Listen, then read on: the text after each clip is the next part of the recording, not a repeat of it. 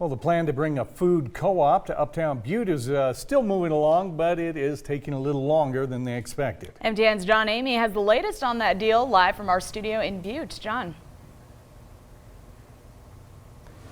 Yeah, that's right, Caitlin. Last summer, the proposal for proposing to start a cooperative grocery store in Uptown Butte had a lot of support.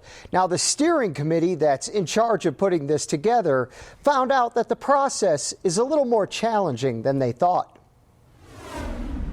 Butte still has big plans to start a community-owned grocery store, but it's proving to be a bigger challenge.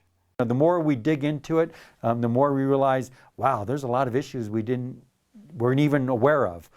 The idea to start a cooperative grocery store somewhere in Uptown Butte was first proposed last June. It received support from hundreds of people. So far, the steering committee needs to find a location before it can move forward.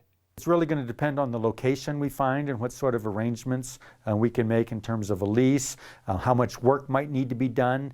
Officials still need to set up a board of directors for the co-op and try to determine what kind of store it hopes to open in Butte. Do we want to be a real grocery store for folks, or do we want to be more of a sort of a bodega or just a neighborhood grocery store where you stop in and get a few items?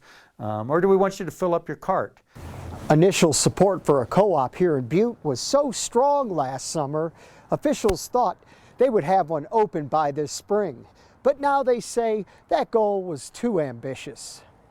It's not going to happen as fast as we originally thought it would, but we feel like we're doing our due diligence and that the pieces are falling into place. We still got some hard decisions to make.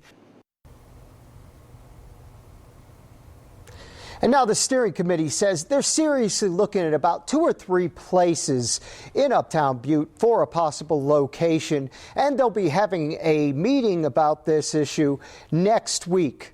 Reporting live in Butte, John Amy, back to you. All right, thank you, John. And